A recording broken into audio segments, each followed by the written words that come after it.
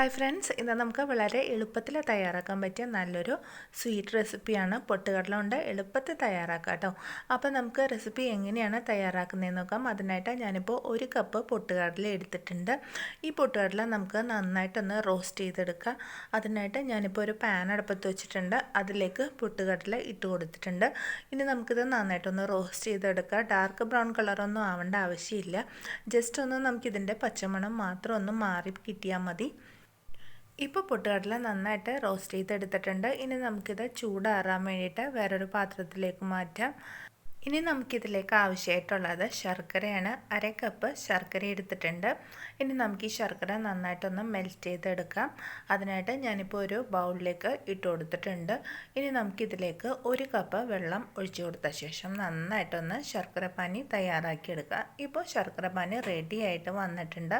അധികം നേരം തിളക്കേണ്ട ആവശ്യമില്ല, ജസ്റ്റ് ഒന്ന് തിളച്ചാൽ മതിയാവും. ഇനി നമുക്ക് ഫ്ലെയിം ഓഫ് ചെയ്ത് കൊടുക്കാം.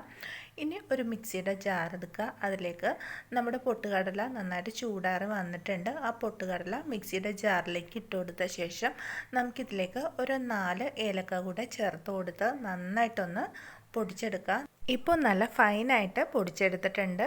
ഇനി നമുക്കൊരു പാൻ അടുപ്പത്ത് വെക്കുക. അതിലേക്ക് നമ്മൾ നേരത്തെ റെഡിയാക്കി വെച്ചിട്ടുള്ള ശർക്കര പാനി നമുക്ക് അരിച്ചൊഴിച്ചു കൊടുക്കാം. കരടൊന്നും ഇല്ലാതിരിക്കാൻ വേണ്ടിയിട്ടാണ് നമ്മളിത് അരിച്ചൊഴിച്ചു കൊടുക്കുന്നത്. ഇനി നമുക്കിതിലേക്ക് നമ്മൾ ആദ്യമേ പൊടിച്ച് വെച്ചിട്ടുള്ള പൊട്ടുകടലയുടെ മിക്സ് നമുക്ക് ശർക്കര പാനിയിലേക്ക് ചേർത്ത് കൊടുക്കുക. അതിനുശേഷം നമുക്കിത് കട്ട കെട്ടാതെ സാവധാനം ഒന്ന് മിക്സ് ചെയ്ത് കൊടുക്കുക കേട്ടോ. ഫ്ലെയിം ലോ ഫ്ലെയിമിൽ വെച്ചാൽ മതി, കാരണം ഇത് പെട്ടെന്ന് അടുക്കി പിടിക്കാനുള്ള ചാൻസ് ഉണ്ട്. അതുകൊണ്ടിട്ടാണ് ലോ ഫ്ലെയിമിൽ വെച്ചാൽ മതിയാവും. ഇനി നമുക്കിത് നന്നായിട്ടൊന്ന് മിക്സ് ചെയ്ത് കൊടുക്കുക. ഇപ്പോൾ നമ്മുടെ പൊടിയിലെ ശർക്കരപ്പാനി എല്ലാം വറ്റി വന്നിട്ടുണ്ട്. ഇനി നമുക്കിതിലേക്ക് 2 ടീസ്പൂൺ നെയ്യ് ഒഴിച്ചു കൊടുക്കുക. അതിനുശേഷം നമുക്കിത് നന്നായിട്ടൊന്ന് മിക്സ് ചെയ്ത് കൊടുക്കാം. നെയ്യ് നമുക്ക് കൂടുതൽ വേണം എന്നുണ്ടെങ്കിൽ ചേർത്ത് കൊടുക്കുക, കുഴപ്പമൊന്നുമില്ല. അപ്പോൾ അതിനനുസരിച്ച് അത്രയും ടേസ്റ്റ് ഉണ്ടാവും. ഇപ്പോൾ ഞാനിത് നന്നായിട്ട് തന്നെ മിക്സ് ചെയ്ത് എടുത്തിട്ടുണ്ട്. അടിക്കൊന്നും പിടിക്കാതെ കറക്റ്റ് പാകത്തിന് നമുക്ക് കിട്ടിയിട്ടുണ്ട്.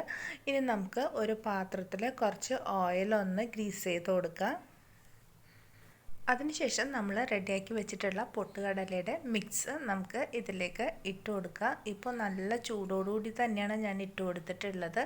ഇനി നമുക്ക് ഒരു നെയ്യ് പുരട്ടിയ സ്പൂൺ കൊണ്ട് നമുക്കിതൊന്ന് പ്രസ് ചെയ്ത് കൊടുക്കാം. ഇപ്പോൾ ഞാനിത് നന്നായിട്ട് തന്നെ പ്രസ് ചെയ്തെടുത്തിട്ടുണ്ട്. ഇനി നമുക്ക് ഇതിലേക്ക് കുറച്ച് ഡെക്കറേഷനായിട്ട് കുറച്ച് നട്ട്സ് പൊടിച്ചത് ചേർത്ത് കൊടുക്കാം. നമുക്ക് ഇഷ്ടമുള്ള നട്ട്സ്, ഡ്രൈ ഫ്രൂട്ട്സ് ഒക്കെ ചേർത്ത് കൊടുക്കാവുന്നതാണ് കേട്ടോ. അതിനുശേഷം നമുക്ക് ജസ്റ്റ് ഒന്ന് പ്രസ് ചെയ്ത് കൊടുക്കാം. ഞാനിപ്പോൾ നന്നായിട്ട് തന്നെ പ്രസ് ചെയ്ത് കൊടുത്തിട്ടുണ്ട്.